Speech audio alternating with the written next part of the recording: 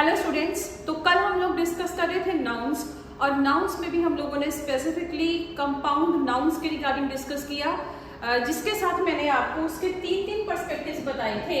जैसे कि अगर noun plus noun, that means अगर दो नाउन साथ में इकट्ठे हो तब आप लोगों को उसका सिंगुलर से प्लूरल बनाने का क्या क्राइटेरिया होना चाहिए। You are going to add s or es after only second noun।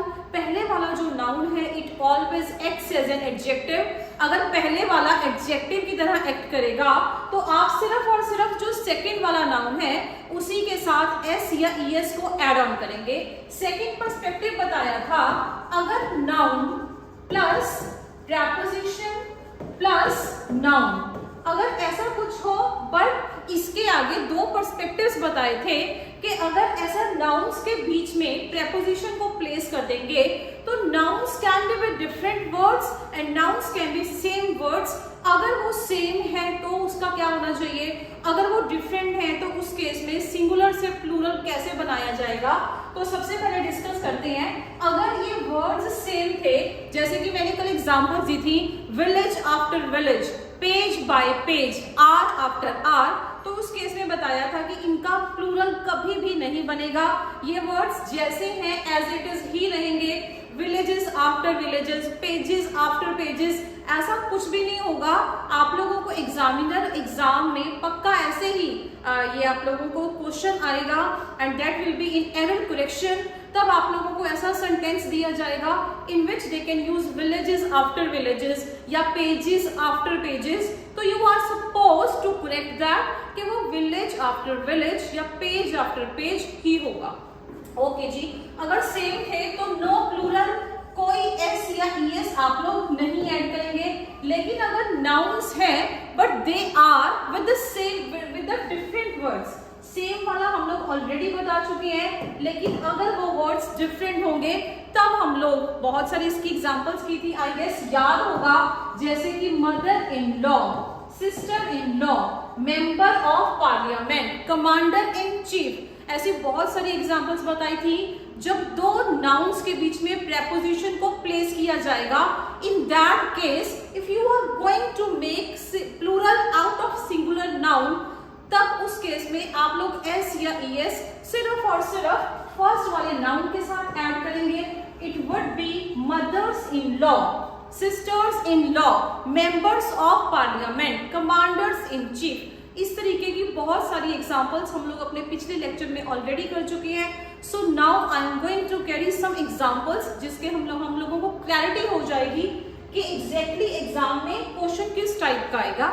So write down one example, just write down, my sister has read, my sister has read pages after pages। very important example, बहुत बार ये exams में as it is repeat होती है, so please इसको थोड़ा सा ध्यान से फोकस करके इस एग्जाम्पल को करेक्ट करने की कोशिश करेंगे। my sister has read pages after pages of Bible, pages after pages of Bible।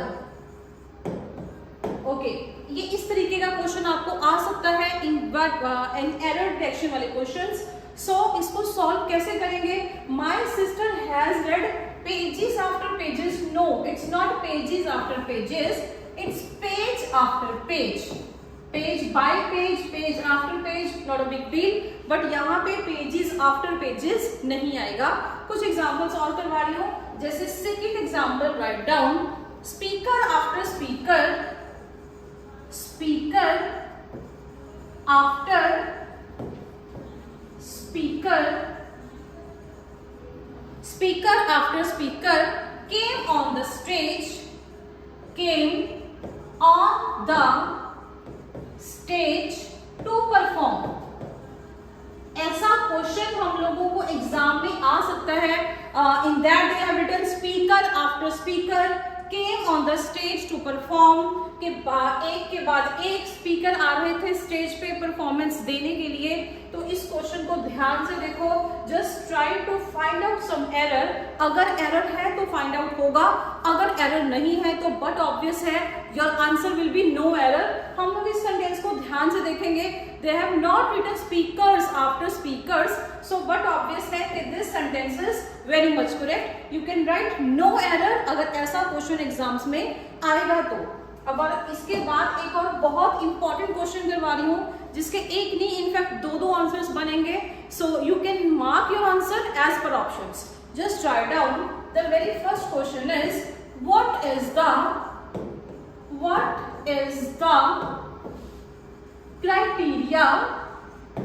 is the criteria for selection? What is the criteria for selection? ऐसे सेंटेंसेस बहुत बार एग्जाम में आते हैं क्योंकि बोलचाल की भाषा में आप लोगों को ऐसे पूछा या बताया जाता है what is the criteria of selection. ऐसा सेंटेंस बहुत बार एग्जाम्स में रिपीट होता है क्योंकि ये बोलचाल की भाषा में बिल्कुल ऐसे ही बोला जाएगा, इसीलिए 99% स्टूडेंट्स को यही लगेगा कि ये जो सेंटेंस है that is very much correct, इसमें कोई भी एरर नहीं है। बट हम लोगों को इसका एरर ढूंढना पड़ेगा। एरर ढूंढने के लिए हम लोगों को सबसे पहले नॉलेज होनी चाहिए सिंगुलर और प्लूरल की। अब ध्यान से समझते हैं, there is one word criteria. अगर किसी स्टूडेंट से पूछा जाए कि क्राइटेरिया, तो उसका मीनिंग वो बहुत अच्छे से समझ जाएगा, लेकिन अगर किसी से ये पूछा जाए कि criteria is a singular word और अ प्लूरल वर्ड, तो उसका डेफिनेटली आंसर होगा कि ma'am criteria is a singular word. क्यों? बिकॉज ह्यूमन माइंड एक इस तरीके से ना नाउन को डिफाइन करते हैं, इस तरीके से कैटेगराइज करते हैं कि जहां पे एस या ईएस एड ऑन होगा वी ऑलवेज से कि that is a plural version.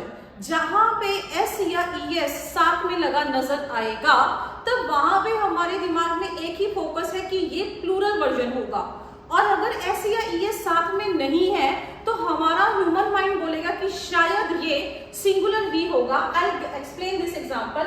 One word is criteria as I have written here, और एक ऐसा ही मिलता जुलता बिल्कुल इसी का एक वर्ड लिखूंगी दैट इज क्राइटेरियन, CRITERION। अब समझेंगे इस बात को, बहुत डेप्थ में समझेंगे। One word is criteria, another word is criterion. अगर हम लोग इस वर्ड को ध्यान से समझने की कोशिश करें और किसी भी स्टूडेंट से पूछा जाए कि इन दोनों में से which one is singular version and which one is plural version, तो ही और शी विल ऑलवेज से कि ma'am criteria is singular and criterion is plural. ये स्टूडेंट का आंसर होगा। उसके पीछे का रीजन ये है, जहां पे हम लोगों को नंबर ऑफ लेटर्स ज्यादा नजर आने शुरू होते हैं, व्हाट वी थिंक कि शायद वो प्लूरल ही होगा। यहाँ पे नंबर ऑफ लेटर्स कम है, सो व्हाट वी थिंक कि ये पक्का सिंगुलर ही होगा, but it's not like that. English language में आप नंबर ऑफ लेटर्स के हिसाब से सिंगुलर या प्लूरल का आइडिया नहीं लगा सकते हैं।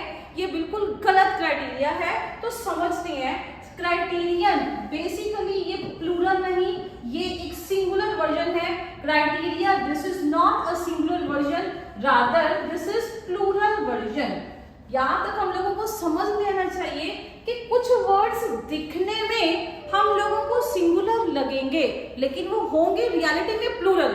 कुछ वर्ड्स दिखने में प्लूरल लगेंगे but in reality they will be singular. ऐसा ही एक तो वर्ड है क्राइटेरिया, क्राइटेरियन।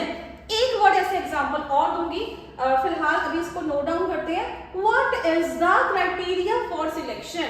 यहाँ पे हम लोगों को क्लियरली नजर आ रहा है कि इज है तो इज अपने आप में that is a singular verb. I hope इतना हम सबको नॉलेज होनी चाहिए कि which one is singular and which one is plural verb. As you all know कि इज अगर अपने आप में एक सिंगुलर वर्ब है तो ये अपने साथ जो आगे नाउन इसके साथ यूज किया जाएगा, जो भी आप लोग वर्ड यूज करोगे, बट ऑब्वियस है दैट वुड बी सिंगुलर, वो उसका सिंगुलर वर्जन होना चाहिए।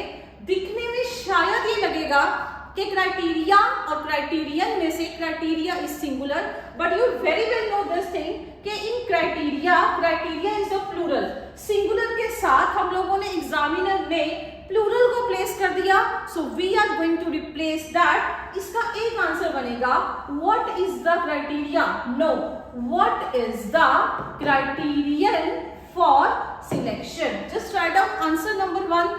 अगर किसी भी ऑप्शन में आप लोगों को ये ऑप्शन नजर आ जाएगी, ये सेंटेंस एज इट इज नजर आ जाएगा, सो that is the correct version, what is the criterion for selection.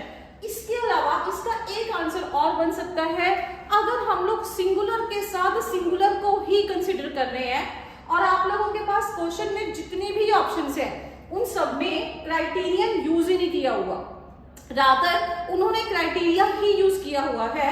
So what would the sentence be, what dash the criteria for selection. अगर ऐसे इस तरीके से हम लोगों को सेंटेंस आएगा तो एक बात समझना बहुत जरूरी है, क्राइटेरिया अपने आप में प्लूरल वर्जन है। ये अब हम लोगों को अच्छे से समझ आ चुका कि क्राइटेरिया अगर प्लूरल है, so why don't do one thing, हम यहां से इस सिंगुलर को हटा के यहां पे प्लूरल वर्जन दे दें, बिकॉज सिंगुलर के साथ सिंगुलर प्लेस किया जाएगा और प्लूरल के साथ प्लूरल को ही प्लेस किया जाएगा। So we can replace, rather than replacing this criteria, there is also one option, we can replace this is and we can write are here. What are the criteria for selection? So mark these two answers. What is the criterion for selection? या what are the criteria for selection? इस तरीके से आपके पास दो answers ready हो जाते हैं। You can see as per options, जो भी ऑप्शन आप लोगों को दोनों ऑप्शंस में से, बट ऑब्वियस है कि एक ही ऑप्शन होगी, जो भी ऑप्शन होगी you can mark as per your answer. Okay, इसके अलावा मैंने आपको अभी बताया कि कुछ वर्ड्स ऐसे हैं जैसे क्राइटेरिया, क्राइटेरियन, ज्यादातर अगर एग्जाम में क्वेश्चन आएगा तो इन्हीं वर्ड्स को पिक किया जाता है। ऐसा एक वर्ड और बताती हूँ, there is a word phenomena, process के लिए भी वर्ड ये यूज कर सकते हैं, phenomena, and there is a word phenomenon. Just right down both these words, phenomena and phenomenon. अब इन वर्ड्स में भी कंफ्यूजन होना बट जेन्युइन है, क्योंकि ह्यूमन माइंड फिर से क्या करेगा, यहाँ पे नंबर ऑफ लेटर्स कम है तो हम लोग क्या सोचेंगे कि शायद ये सिंगुलर होगा, यहाँ पे नंबर ऑफ लेटर्स ज्यादा हैं, so what we will think कि शायद ये प्लूरल होगा, बट इन रियलिटी ये कुछ वर्ड्स जिनके बारे में हम लोगों को इंफॉर्मेशन होना बहुत ज्यादा जरूरी है, बिकॉज एज इट इज इसी तरीके के क्वेश्चंस और सेंटेंसेस में इसी तरीके के वर्ड्स को यूज किया जाएगा। तो जितनी ज्यादा से ज्यादा हम लोगों को इसकी एग्जांपल्स करनी पड़े तो उतनी एग्जांपल्स करेंगे। हम लोग इसके रिगार्डिंग असाइनमेंट्स और टेस्ट वगैरह भी डिस्कस करेंगे और PYQs भी डिस्कस करेंगे, सो दैट इन वर्ड्स के बारे में अगर नॉलेज होगी, एंड डेफिनेटली ये रेपिटेशन में ही चलेंगे। क्राइटेरिया, फिनोमिना, इन्हीं वर्ड्स को लेके एग्जामिनर ज्यादातर सेंटेंसेस को यूज करेंगे, सेंटेंसेस में इन वर्ड्स को यूज करेंगे। सो इनको अटेम्प्ट करना बहुत इजी हो जाएगा अगर ये वर्ड का सिंगुलर या प्लूरल होने या ना होने का पता हो हम लोगों को। फिनोमिना दिखने में सिंगुलर है but in reality this is a plural version. Phenomena दिखने में प्लूरल है but in reality this is a singular version. इस चीज की नॉलेज होना बहुत जरूरी है। एग्जाम्स में आप लोगों को एज इट इज इन्हीं वर्ड्स की यूजेज होती है, सो कोई कंफ्यूजन का चांस ही नहीं है। I hope this sentence is clear. Okay, so will carry forward. Okay, now come to next sub topic. Just write down. अब हम लोग एक डिफरेंट कैटेगरी डिस्कस करने वाले हैं नाउन्स के रिगार्डिंग, बिकॉज अभी हम लोगों ने जो डिस्कस किया कि कुछ वर्ड्स दिखने में क्या होते हैं लेकिन रियलिटी में वो काम किस चीज का करेंगे। तो अब हम लोग यही 4 की 4 कैटेगरीज डिस्कस करेंगे।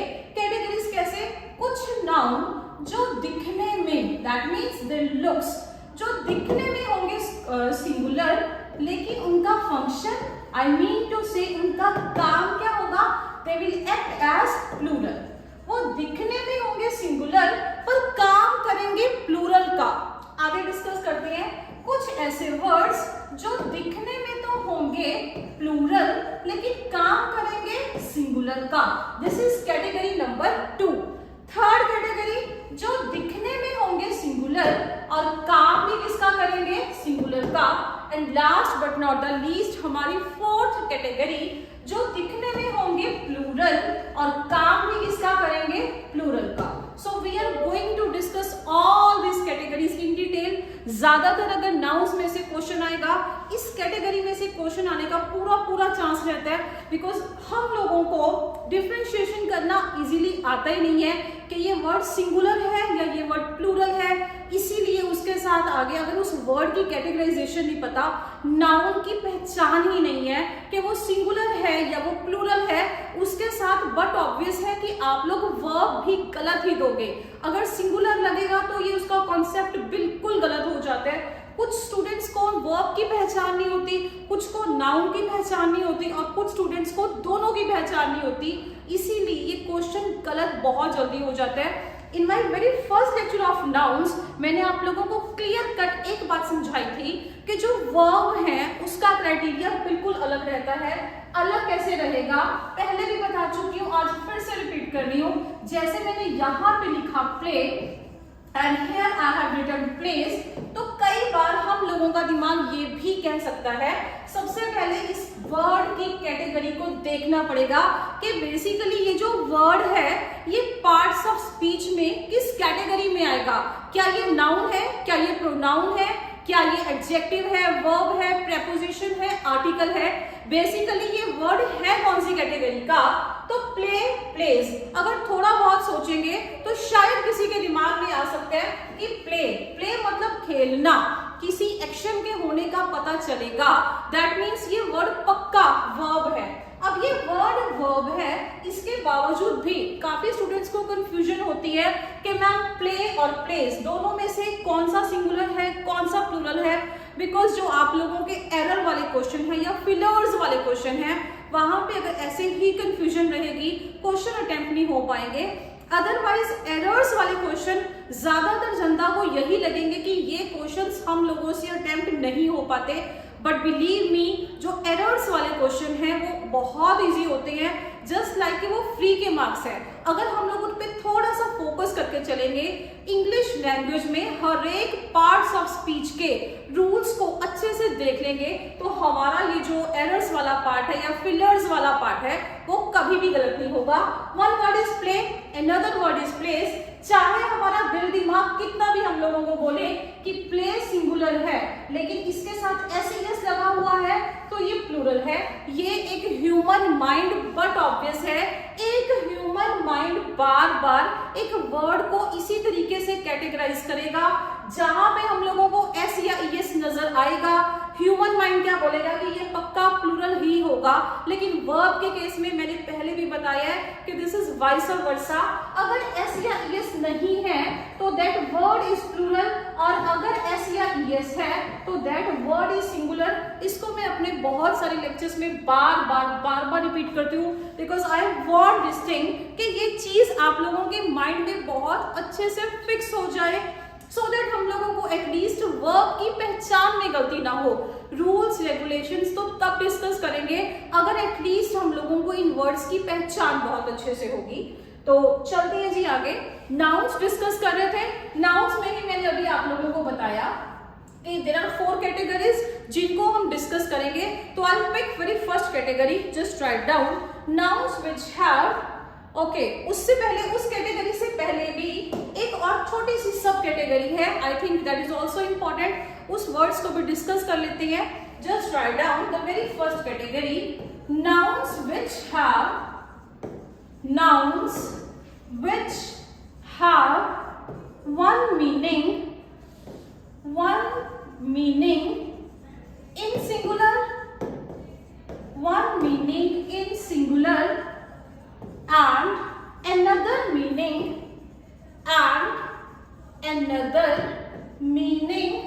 in plural, another meaning in plural।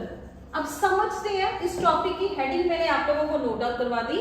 ऐसे कुछ words we are going to discuss जिनका सिंगुलर में एक मीनिंग होगा, मतलब अगर उनके साथ एस या ईएस नहीं लगा हुआ, ये वर्ब वाला केस नहीं है, ये नाउन्स वाला केस है।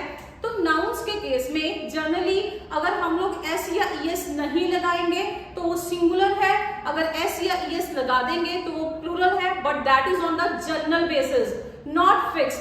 अभी हम लोग इसकी बहुत सारी एग्जाम्पल करेंगे जब एस या ईएस लगने के बावजूद भी जो वर्ड होगा वो सिंगुलर होगा। I discuss each and every example in detail, but फिलहाल समझते हैं कुछ ऐसे वर्ड्स जिनका सिंगुलर में एक मीनिंग है और जब हम उनके साथ एस या ईएस लगा देंगे दैट मीन्स उनका प्लूरल बना देंगे तो उनका मीनिंग ही चेंज हो जाएगा, उनका मीनिंग वो सेम नहीं रहेगा। ओके, अब हम कंसीडर करते हैं इन वर्ड्स को। Just write down very first word, very important and always confusing others. ये ऐसा वर्ड है जो हमेशा हर किसी स्टूडेंट को बहुत ज्यादा कंफ्यूज करता है। Okay, let's say the word is alphabet. The very first word is alphabet and second word is alphabets. I have written two words here, alphabet and alphabets. अब समझते हैं इस चीज को। अल्फाबेट अपने आप में क्या होगा और अल्फाबेट्स अपने आप में क्या होगा। अल्फाबेट एक ऐसा वर्ड है जब मैंने किसी स्टूडेंट से पूछा कि जरा मेरे को बताओ भाई what is alphabet, he or she will say ma'am ये लो। अगर हम लोगों ने एक सिंगल लिखा so definitely that would be alphabet, and अगर हम इसकी चेन एक सीक्वेंस लिख देंगे just like A से लेके Z तक, हम लोग जितने मर्जी लेटर्स लिख लो लेकिन वो एक से ज्यादा होंगे तो मैम वो अल्फाबेट्स होंगे। ये एक ह्यूमन माइंड का एक जनरल किसी भी स्टूडेंट का आंसर हो सकता है, but that is very much wrong. हमें इस चीज को समझना पड़ेगा। अल्फाबेट का रियल मीनिंग क्या है? When we are going to take all the letters from A to Z, जब हम A से लेके Z तक जितने भी लेटर्स हैं इन सब लेटर्स को कंसीडर करेंगे तब हमारे पास क्या बन जाएगा? एक alphabet. Alphabet means a set of letters. You can right in detail alphabet means set of letters. अब आते हैं दूसरे वर्ड पे, दैट मीन्स अल्फाबेट्स, क्योंकि अब तक हम लोगों को शायद यही लगता था कि अल्फाबेट्स का मीनिंग है ए से लेके जी तक, लेकिन you will be astonished to know this thing कि अल्फाबेट्स का रियल मीनिंग है लैंग्वेजेस, भाषाएं। जस्ट राइट डाउन लैंग्वेजेस। अल्फाबेट लेटर्स हैं और अल्फाबेट्स हैं हमारे पास लैंग्वेजेस। तो समझते हैं इन वर्ड्स को याद रखना, दिमाग में रखना पड़ेगा। जब हम लोग रीजनिंग वगैरह पढ़ते हैं तो वहां पे भी आप लोग एक टॉपिक पढ़ते हो, एक बहुत इंपॉर्टेंट उसका पर्सपेक्टिव है अल्फाबेट सीरीज। आप लोगों ने बहुत बार देखा होगा अल्फाबेट सीरीज लिखा होता है, अल्फाबेट्स सीरीज नहीं होता, और अल्फाबेट्स हम लोग बोलेंगे भी नहीं। रीजन क्या है? अगर हम बोलचाल की भाषा में गलत इंग्लिश का यूज करेंगे तो डेफिनेटली हम लोग जब उसको एग्जाम को अटेम्प्ट करेंगे इन रिटन फॉर्म तब भी वो हमारे से गलत ही अटेम्प्ट होगा। So just promise me one thing, when we are going to speak तब हम लोग वहां पे अल्फाबेट यूज करेंगे, अल्फाबेट्स यूज नहीं करेंगे। अब सेकंड थॉट हमारे एक दिमाग में और आता है कि मैम A to Z अगर इसका मीनिंग है अल्फाबेट, लेकिन अगर मेरे को अगर किसी एक को लिखना है तो मैं उसको क्या बोलूंगी? भाई जो भी लिखना है वो हमारे सामने ही लिखा हुआ है। अगर एक सिंगल ले रहे हो, अगर एक सिंगल लेटर लिखना है, so you can write, you can say this is letter and this is letters. So आप लोगों को कंफ्यूजन होनी ही नहीं चाहिए। अगर सिंगल है तो लेटर, अगर एक से ज्यादा है तो definitely that is a set of letters you can say, और you can say alphabet. Alphabets that means set of you can say, or you can say various languages, भाषाएं। ये बहुत इंपॉर्टेंट वर्ड है, बहुत बार ये एग्जाम में repeat होता है और स्टूडेंट्स को अल्फाबेट और अल्फाबेट्स दोनों के बीच में बहुत कंफ्यूजन रहती है। सो आई होप अब ये आपको कंफ्यूजन नहीं होगी। Come to next word, that is good. Second word is good and इसका प्लूरल वर्जन बनाने की कोशिश करते हैं, दैट इज गुड्स। ये सिंगुलर वर्जन है and that is plural version. I write the words, आप लोग ये पूरी की पूरी लिस्ट रेडी कर लें और इसके साथ साथ इसका मीनिंग जरूर लिखते रहें, बिकॉज मीनिंग लिखना बहुत इंपॉर्टेंट है। साथ के साथ उसको लर्न कर ले, अपने दिमाग में बिठाने की कोशिश करें, बिकॉज नोटबुक पे इतना लिखना इतना मैटर नहीं करेगा जितना आप लोगों के माइंड में ये चीज रहनी मैटर करेगी। So good and goods. So good की अगर बात करें, गुड मीन्स अच्छा, जैसे बहुत कॉमन वर्ड है very good, you are very good in you are very good in mathematics, you are very good at sports, बहुत कॉमन वर्ड है। सो गुड मीन्स अच्छा या किसी के फायदे के लिए। You can right the meaning of good is benefit. जब भी किसी के फायदे की बात की जाए, किसी की अच्छाई की बात की जाए, जब हम ये बोलेंगे गुड, बेसिकली एक ऐसा वर्ड है जिसको आप एडजेक्टिव की तरह भी यूज कर सकते हो, जिसको आप नाउन की तरह भी यूज कर सकते हो। जब एडजेक्टिव की तरह यूज करेंगे तब बताऊंगी, जब हम लोग एडजेक्टिव करेंगे तब समझ में आ जाएगा। जैसे he has scored good marks in mathematics।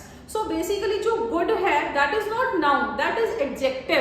लेकिन जब भी गुड किसी नाउन की तरह एक्ट करेगा, इसका मीनिंग होगा फायदा, बेनिफिट। और दूसरी जगह चलती है, अब गुड का plural version that is goods, लेकिन अब गुड्स का मीनिंग फायदा या फायदे नहीं होंगे, रादर गुड्स का मीनिंग है objects. Write down, it's meaning is objects. हम लोगों ने बहुत बार जो हैवी व्हीकल्स हैं उनके पीछे लगा भी एक वर्ड लिखा होता है, करियर, गुड्स, ऐसा कुछ भी बहुत सारे बार हम लोगों ने रोड पे चलते हुए इन हैवी व्हीकल्स के ऊपर ये वर्ड लिखा हुआ देखा है कि गुड्स करियर। ऐसा बहुत बार आप लोगों ने ट्रक्स के ऊपर लिखा देखा होगा। सो डेफिनेटली वो बहुत हैवी ऑब्जेक्ट्स को कैरी करने का काम करते हैं। सो एक बात समझ के चलते हैं, अगर खाली गुड था तो उसका मीनिंग था फायदा या बेनिफिट, लेकिन अगर गुड्स था तो उसका मीनिंग क्या था, ऑब्जेक्ट्स। आगे चलते हैं जी नेक्स्ट थर्ड वर्ड पे, बिकॉज ये सेट बहुत लंबा है but I am going to cover maximum words, और जो बहुत वर्ड्स इंपॉर्टेंट है एटलीस्ट आज हम लोग ये सारे के सारे वर्ड्स जरूर डिस्कस करेंगे। थर्ड लिखते हैं जी, नेक्स्ट वर्ड इज कस्टम। एक वर्ड है कस्टम और नेक्स्ट एक वर्ड है कस्टम्स। समझते हैं इस चीज को, कस्टम कस्टम्स दोनों में कई बार कंफ्यूजन हो जाती है, निकलते हैं अभी इस कंफ्यूजन से निकलते हैं। एक वर्ड है कस्टम। कस्टम मीन्स रीति रिवाज, किसी के रीति रिवाज कैसे हैं, आई मीन टू से किसी का ट्रेडिशन कैसा है, जो सिंगल वाला है जिसके साथ हम लोग एस नहीं लगा रहे हैं। कस्टम का मीनिंग लिख लो जी, ट्रेडिशन। हमारे रीति रिवाज कैसे हैं उनको इंग्लिश में क्या बोला जाएगा, that is custom not customs. इसमें आपके ट्रेडिशंस जितने भी हैं वो सब कवर हो जाएंगे। अगर हम लोगों को इसका प्लूरल बनाना है तो उसका मीनिंग कुछ और हो जाएगा। अब इस कस्टम्स का मीनिंग इन रीति रिवाजों से बहुत दूर हो जाएगा। ये वाला जो सेकंड वाला कस्टम्स है जिसके साथ हम लोगों ने एस या ईएस अटैच कर दिया, this is somehow related to income tax department. हम लोगों ने देखा होगा कि कस्टम्स वाले, बहुत सारी मूवीज में भी ये डायलॉग होता है कि वो कस्टम्स वालों की रेड है या ऐसा कुछ भी है। So definitely it is linked to the income tax department. Just right down, income tax department, कि वो कस्टम वाले आएंगे, इन डिपार्टमेंट वालों को ही कस्टम्स वाले बोला जाता है। सो बहुत कॉमन वर्ड है, मूवीज वगैरह में बहुत बार सुना होगा। So custom, customs. Okay okay, come to next page, next fourth example. Next write down, the fourth example is iron. It's iron, R is silent, so you are not going to pronounce like iron. It's not iron, it's iron. It's iron and another word is irons. Iron and irons. अब समझते हैं इस word का meaning क्या है। जो सबसे पहला वर्ड है दैट इज आयरन। आयरन बहुत कॉमन वर्ड है, हम सब लोगों को पता है, that is a metal. Press जिसको बोलते हैं, वो कपड़े प्रेस करने के लिए जिसको यूज करते हैं उसको भी आयरन बोला जाता है। सो आयरन बेसिकली एक मेटल भी है। केमिस्ट्री में आप लोगों ने अच्छा खासा मेटल्स के नेम में पढ़ा होगा, और जब हम लोगों ने एब्स्ट्रैक्ट और मटेरियल नाउन किया था स्पेशली, तो मटेरियल नाउन में भी मैंने आप लोगों को नोट डाउन करवाया था कि गोल्ड, कॉपर, आयरन, ऐसा कुछ भी आप लोग लिख सकते हो। सो बेसिकली आयरन है, that is name of metal. Irons ये बहुत कम स्टूडेंट्स को पता होता है, जिसको हिंदी में हथकड़ियां भी बोला जाता है और उसको इंग्लिश में हैंडकफ्स। अगर मूवीज वगैरह देखी होंगी या ऐसा कुछ भी आइडिया होगा तो आई होप आप लोगों को पता होगा। जिनको हिंदी में हम लोग हथकड़ियां बोलते हैं उसको हथकड़ियां बोल सकते हो in Hindi. In English you can use handcuffs. Handcuffs बहुत जनरल वर्ड है जो हथकड़ियों के लिए यूज किया जाता है। हैंडकफ्स बोल सकते हो या आयरन्स बोल सकते हो, दैट हार्डली मैटर्स, बट इसका यही मीनिंग होगा। Come to next word, that is fifth word, just right down word and another word is words. अब आप लोग खुद ध्यान से देख रहे हैं कि अगर एक वर्ड सिंगुलर में है उसका मीनिंग बिल्कुल अलग है। अगर उसी वर्ड को मैंने सिर्फ प्लूरल बनाया, प्लूरल बनाने का मतलब मैंने उसके साथ खाली एस या ईएस को ही ऐड किया, उसी के साथ उसका पूरा का पूरा मीनिंग चेंज हो जाएगा। खाली सिर्फ वो सिंगुलर से प्लूरल नहीं हो रहा, लेकिन कुछ ऐसे वर्ड्स हैं जिनके साथ एस या ईएस लगाने से उसका पूरा का पूरा मीनिंग भी चेंज हो जाएगा। तो समझते हैं इस वर्ड को, दैट इज अ वर्ड। अब वर्ड मीन्स लकड़ी, बहुत कॉमन वर्ड है। You can right branches of a tree, you can right branches of a tree. एक पेड़ की टहनियों को, एक पेड़ की ब्रांचेस को हम लोग क्या बोल सकते हैं? You can write, you can say that is a word. अब दूसरे में आती है, second version is words. Woods वाला वर्ड जब भी यूज होगा तो ये पूरे के पूरे फॉरेस्ट को कवर करेगा। ये सिर्फ कुछ लकड़ियों की या सिर्फ एक पेड़ की टहनियों या उसकी ब्रांचेस की बात नहीं कर रहा। यहाँ पे हम लोगों ने एक पेड़ की ब्रांचेस को कंसिडर किया, एक पेड़ हो या ज्यादा पेड़ हो, लेकिन हम लोगों ने खाली ब्रांचेस को कंसिडर किया, पूरे के पूरे ट्री को नहीं। लेकिन यहाँ woods that means the entire forest. यहाँ पे हम पूरे के पूरे फॉरेस्ट को डिस्कस करेंगे। Write down these words. These are very important words. That means words. Okay. Come to another example. After word, you can write air, and you can write another word that is airs. One is air, one is airs. A-I-R-S. तो समझते हैं इस word को। One word is air. Air बहुत common word है, ज्यादातर ये word हमारे एटमॉस्फेयर के लिए यूज किया जाता है। बहुत कॉमन वर्ड है जो आई गेस हम लोग क्लास 3rd या 4th से अपनी एसएसटी और साइंस की टेक्स्ट बुक्स में बहुत इजीली पढ़ते आ रहे हैं और 10th प्लस 2 तक हमेशा इसको पढ़ते आते हैं। तो बहुत कॉमन वर्ड है, बचपन का वर्ड है। एयर मीन्स हवा, हवा that is a part of atmosphere. अब अगला वर्ड है एयर्स। बहुत बढ़िया वर्ड है ये, इसी के साथ इंस्पायर है, लेकिन एग्जैक्ट इसका मीनिंग सेम पॉसिबल ही नहीं है कि इसका मीनिंग सेम हो। एयर्स का मतलब है बनावटी व्यवहार। इसको अगर आप हिंदी में लिखना चाहते हो, यू कैन राइट बनावटी व्यवहार, और यू कैन से इन English, you can right affected manner. Affected manner. जब किसी के व्यवहार में, किसी के जनरल बिहेवियर में बनावटीपन आ जाएगा, दिखावा आ जाएगा, so you will right that is a airs. जैसे she puts her off in the air of superiority, in the airs of superiority, मतलब उसमें superiority की बहुत ज्यादा एक दिखावटीपन है उसके व्यवहार में, दिखावटीपन है कि वो बहुत ज्यादा सुपीरियर है। तो इस तरीके के सेंटेंसेस भी यूज किए जाते हैं। If you want you can write down she puts airs of superiority. She puts airs of superiority. Okay, after air you can write next word that is force, and next word is forces. Very common word. अगर force की बात करें तो शायद ज्यादातर students को इसका meaning पता भी होगा। फोर्स मीन्स हमारी strength. You can right force means strength. Force means strength. And after that जो हमारा नेक्स्ट वर्ड है फोर्सेस, फोर्सेस का मीनिंग लिख सकते हैं that is a word used for entire army. इस वर्ड को आप पूरी की पूरी आर्मी के रिगार्डिंग, आर्मी को डिस्क्राइब करने के लिए यूज कर सकते हो। Forces means army. I hope you have written. Come to next example. There are few examples left. Okay, you can write very important, again very important word that is word itself. It is a word और एक word है words. एक है word W-O-R-D word और एक है words W-O-R-D-S words. So जो पहले वाला word है, जैसे ये बहुत कॉमन एरर होता है, ये बहुत ज्यादा कॉमन एरर है जो ज्यादातर हम लोग एग्जाम्स में अटेम्प्ट कर देते हैं, बोला भी ये गलत जाता है। सो इसको बहुत ध्यान से समझेंगे। जो पहले वाला वर्ड है ये सिर्फ एक शब्द को लेके नहीं है, दैट मीन्स प्रॉमिस।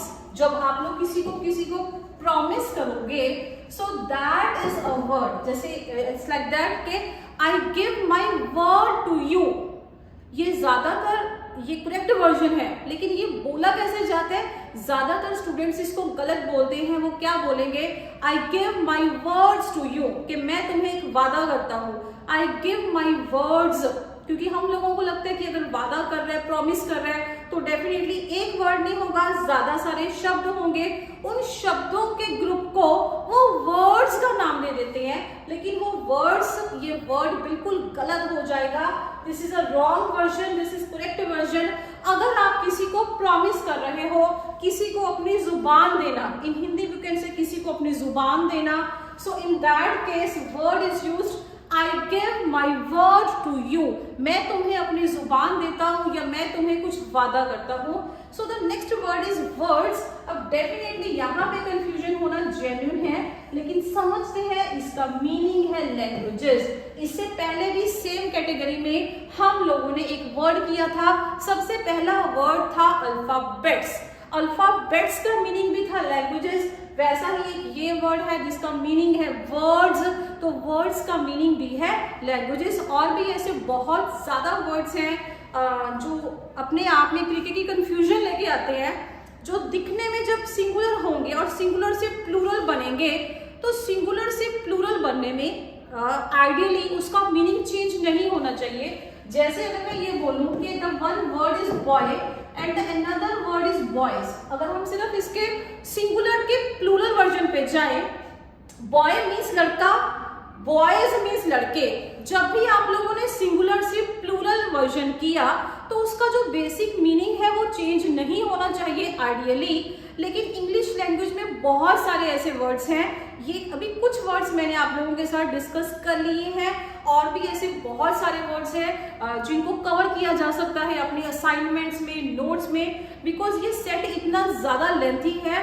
अगर सिर्फ हम ये वर्ड्स को डिस्कस करेंगे, उन्हीं वर्ड्स को डिस्कस करते करते ही 4-5 दिन का पूरा लेक्चर लग सकता है। सो इतना कवर करना मुश्किल हो जाएगा, बट इतना आप लोगों को आइडिया मिल जाना चाहिए कि बहुत सारे वर्ड्स रियलिटी में ऐसे एग्जिस्ट करते हैं जिनका मीनिंग रियलिटी में कुछ और होगा सिंगुलर में, और जब हम उसका प्लूरल वर्जन लेके जाएंगे तो उसका मीनिंग बिल्कुल चेंज हो जाएगा।